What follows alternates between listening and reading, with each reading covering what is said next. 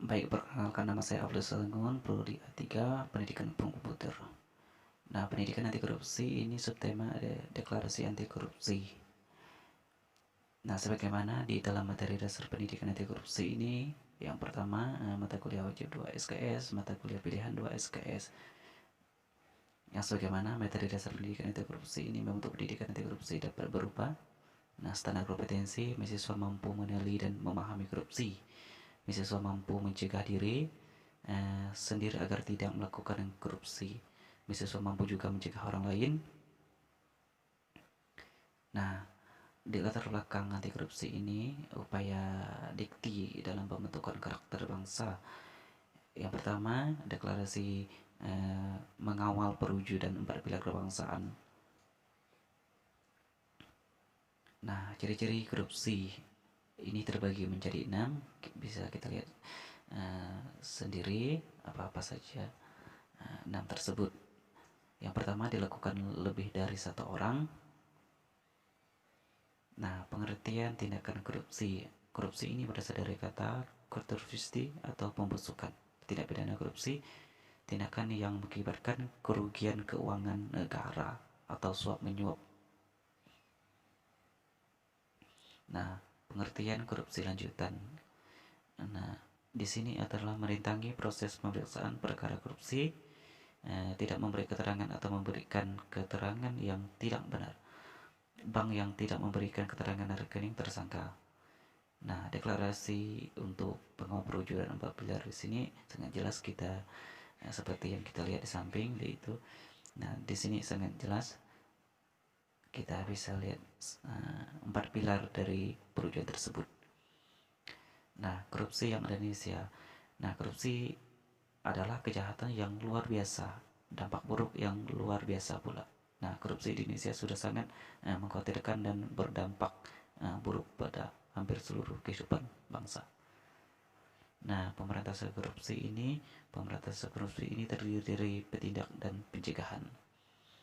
Nah, sebagaimana di dalam upaya ini, pemberantasan korupsi belum menunjukkan hasil yang optimal.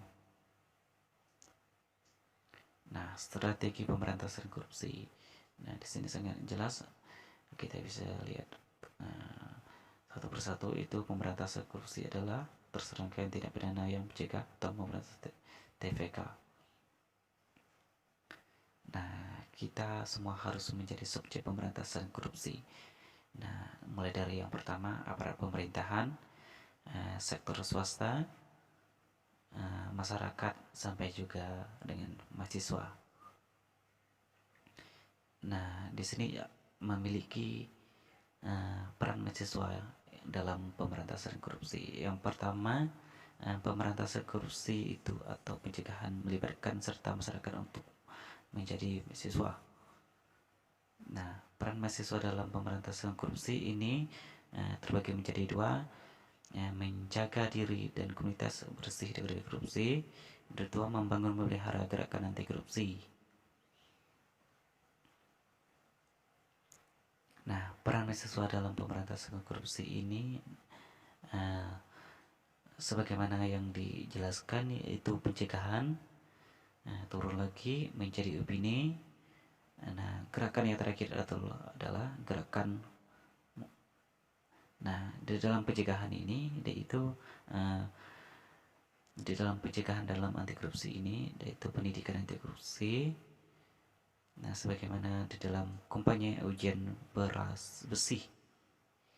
Nah, contoh pencegahan deklarasi anti menyuntik mahasiswa baru ITB tahun 2009 sebagaimana deklarasi oleh 3.300 mahasiswa baru dikeluarkan direktur. Nah, di dalam korupsi ini opini atau deklarasinya yaitu mempunyai 3 gagasan. Yang pertama, gagasan, metode, dan pengangkatan isu. Nah, opini adalah advokasi dan pengawasan penyusunan anggaran serta pelaksanaan.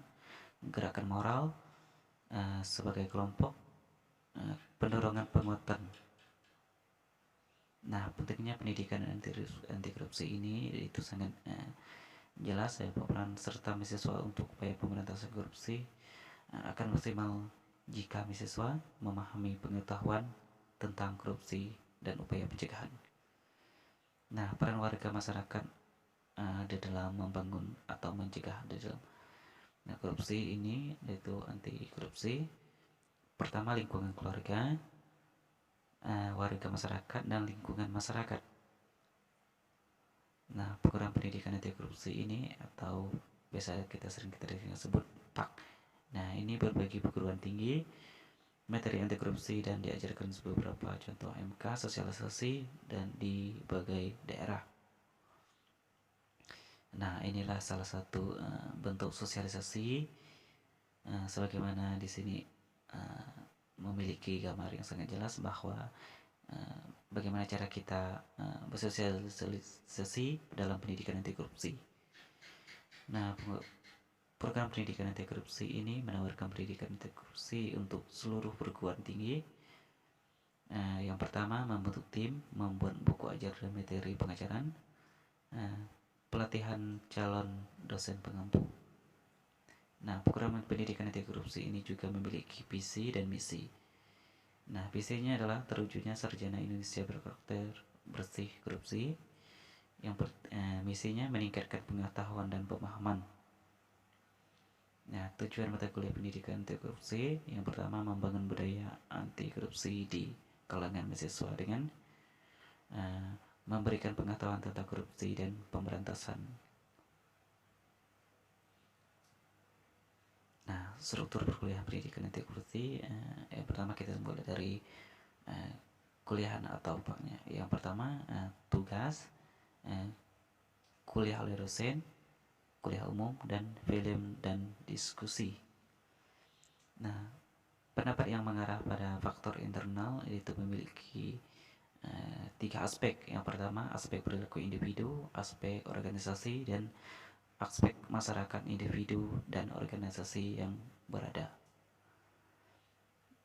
Nah, yang kedua yaitu pada faktor eksternal. Bagaimana yang memiliki 4 faktor, yaitu faktor politik, faktor umum, faktor ekonomi, dan faktor transnasional. Nah, faktor-faktor penyebab terjadinya korupsi di sini terbagi menjadi 7. Yang pertama, penegakan hukum tidak konsisten. Yang kedua, penyalahgunaan kekuasaan dan wewenang. Nah, apa yang dibutuhkan untuk mewujudkan peran tersebut? Nah, pertama ada bekal peran, niat, semangat, komitmen masyarakat anti korupsi. Nah, di sini juga mempunyai nilai-nilai anti korupsi. Nah, di sini terbagi menjadi 9: kejujuran, kepedulian, kemandirian, kedisiplinan, tanggung jawab, kerja keras, kesederhanaan, keberanian, dan keadilan. Nah, sebagai wujud kita sebagai generasi muda, ayo lawan korupsi.